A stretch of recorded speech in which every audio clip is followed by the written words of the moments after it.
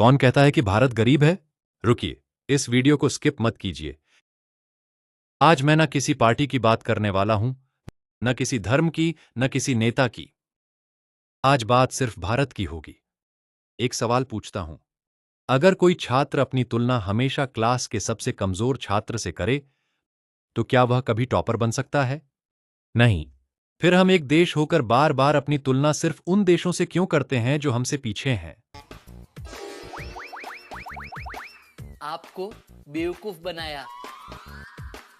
जब भी कोई कहता है कि भारत गरीब है, तो लोग तुरंत जवाब देते हैं, जाओ पाकिस्तान देखो, जाओ बांग्लादेश देखो। लेकिन क्या हर बार अपनी तुलना सिर्फ उनसे ही करनी चाहिए जो हमसे पीछे हैं?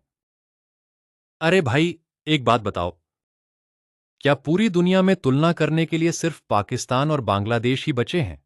हमेशा अपने से पीछे खड़े लोगों को देखकर खुश हो जाओगे, या कभी अपने से आगे खड़े लोगों को देखकर भी सीखोगे? Ladies and gentlemen, welcome to Shanghai. चीन को देखो,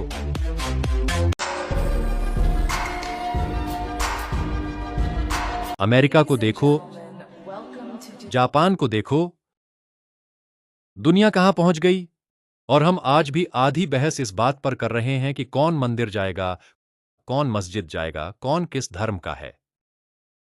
बात तो सही है। दौड़ना तो पड़ता है। मैं धर्म के खिलाफ नहीं हूं। मंदिर हो, मस्जिद हो, गुरुद्वारा हो, सबका सम्मान होना चाहिए। लेकिन एक सवाल है, अगर हमें सच में आगे बढ़ना है, तो हमें उन देशों को भी देखना होगा जो हमसे आगे हैं। चीन को देखिए, उसने शिक्षा, उद्योग, तकनीक और मैन्युफैक्चरिंग में दुनिया की बड़ी ताकत बनने की कोशिश की।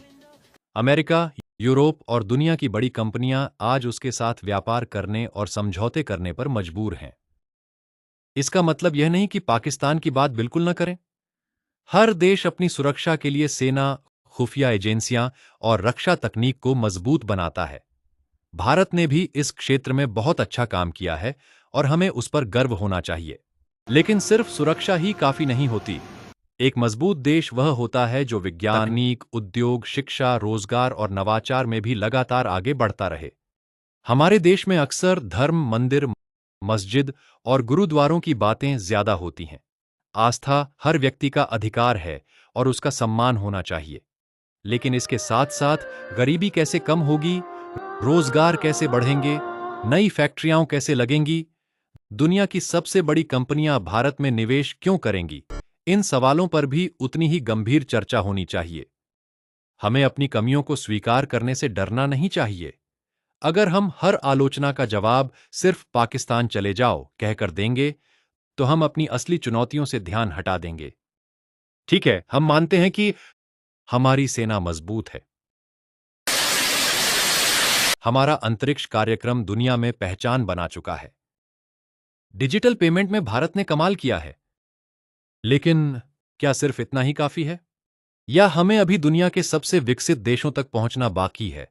आज इस वीडियो में कोई राजनीति नहीं होगी, कोई नफरत नहीं होगी, सिर्फ एक सीधा सवाल होगा, क्या हम हमेशा पाकिस्तान से अपनी तुलना करके खुश रहेंगे, या फिर चीन, अमेरिका, जापान और दुनिया की सबसे बड़ी अर्थव्यवस्थाओं से मुकाबला करके सच में विश्व शक्ति बनना चाहेंगे?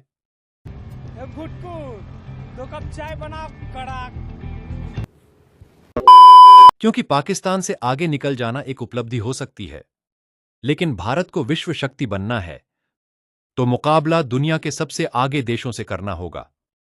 असल सवाल यह नहीं है कि हम पाकिस्तान से कितने आगे हैं, असल सवाल यह है कि हम दुनिया के सबसे आगे देशों के कितने करीब हैं। भारत के पास प्रतिभा भी है, संसाधन भी हैं और क्षमता भी।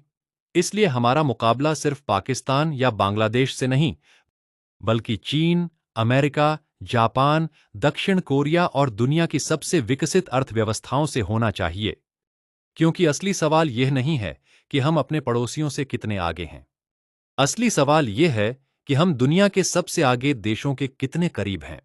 पाकिस्तान से आगे निकल जाना एक उपलब्धि हो सकती है, लेकिन अगर भारत को वास्तव में विश्व शक्ति बनना है, तो हमारा मुकाबला चीन, अमेरिका, जापान और यूरोप की विकसित अर्थव्यवस्थाओं से होना चाहिए। असल सवाल यह नहीं है कि हम पाकिस्तान से कितने आगे हैं। असल सवाल यह है कि हम दुनिया के सबसे विकसित देशों के कितने करीब पहुंचे हैं और वहां तक पहुंचने के लिए हमें अभी कितना सफर तय करना बाकी है।